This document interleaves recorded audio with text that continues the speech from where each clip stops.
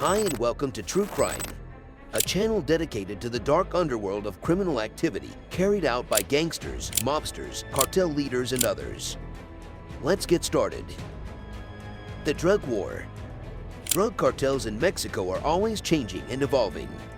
They have expanded, split apart, formed new alliances, and fought for control of land over the years.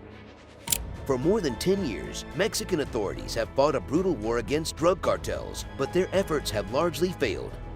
Every year, the violence claims the lives of thousands of Mexicans, including journalists, students, and politicians. Since the government launched a war on the cartels in 2006, there have been more than 360,000 homicides in the nation. In this battle, the United States and its southern neighbor Mexico worked closely together. Mexico has received billions of dollars from the United States to modernize its security forces, overhaul its judicial system, and finance development initiatives aimed at reducing migration at Mexico's southern border. Additionally, Washington has stepped up security and monitoring efforts along the country's border with Mexico to stop the flow of illegal substances into the United States. Do you know that the majority of the cocaine, fentanyl, heroin, marijuana, and methamphetamine imported and distributed in the United States is done by Mexican drug trafficking organizations, also known as transnational criminal organizations? Methamphetamine and heroin are mostly produced by Mexican suppliers, whereas cocaine is primarily produced in Colombia and then shipped to the United States by Mexican criminal organizations. Fentanyl is a synthetic opioid that has a potency up to 50 times greater than heroin, and Mexico and China are two of its main suppliers.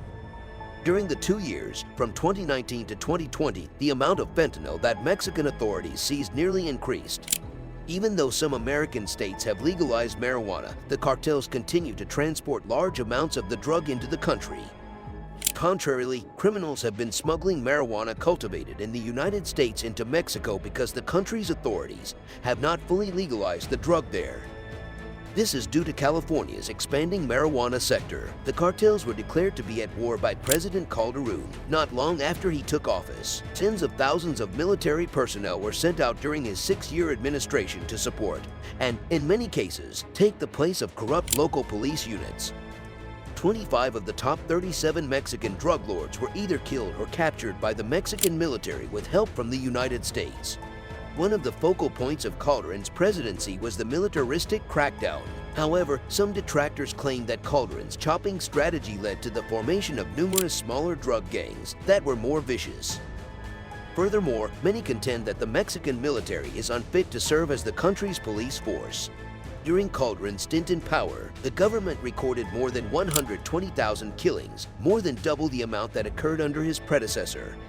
Experts predict that the cartels are responsible for between 1/3 and 50% of homicides in Mexico.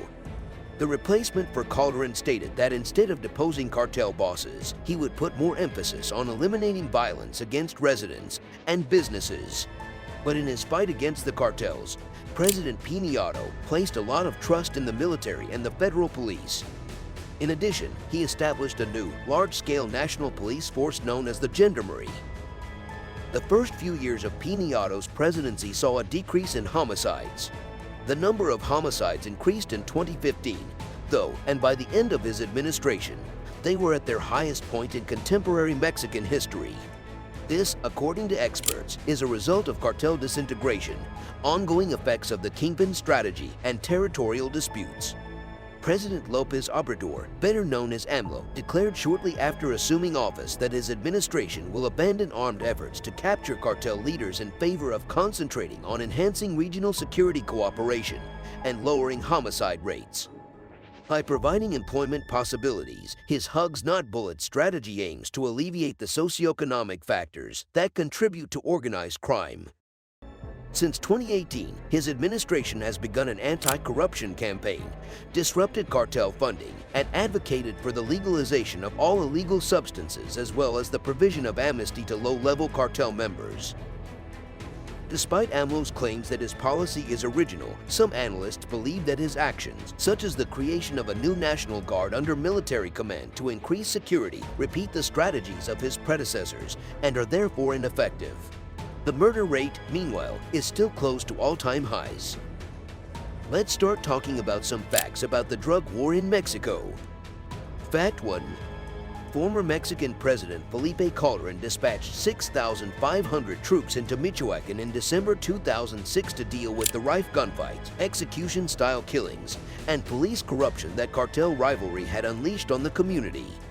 By doing this, Calderon officially began the Mexican War on Drugs, a conflict that would see the deployment of more than 20,000 troops within the first 2 months. Fact 2. 25 of the 37 drug lords on Calderon's most wanted list have been in prison since the start of the war. More than 100,000 tons of cocaine have been decommissioned, and nearly 450,000 acres of marijuana plants have been wiped off. Yet the number of violent deaths continues to grow. As military engagement grew, routes for smuggling expanded into formerly peaceful regions. Fact 3. The greatest drug market in the world is found in the United States, which is home to millions of users. The percentage of Americans over the age of 12 who had recently used drugs was around 10% in 2013, and this trend has continued. It is estimated that Mexican drug cartels profit from the selling of drugs in the United States to the tune of $19 to $29 billion annually. Fact 4. Smuggled marijuana from Mexico cannot match the quality or cost of American-produced marijuana, as more and more of the United States decriminalize the drug. At the same time, the demand for heroin has increased due to a nationwide epidemic of prescription opioids in the U.S. As a result, while the marijuana trade has mostly decreased, heroin production in Mexico increased by 170% between 2013 and 2015. Fact 5. The government of the United States has contributed at least $1.5 billion to aid Mexico's anti-drug initiatives. As part of the country's war on drugs, critics who are alarmed think that the flood of cash is a factor in the militaries and the police in Mexico becoming corrupt. Fact 6.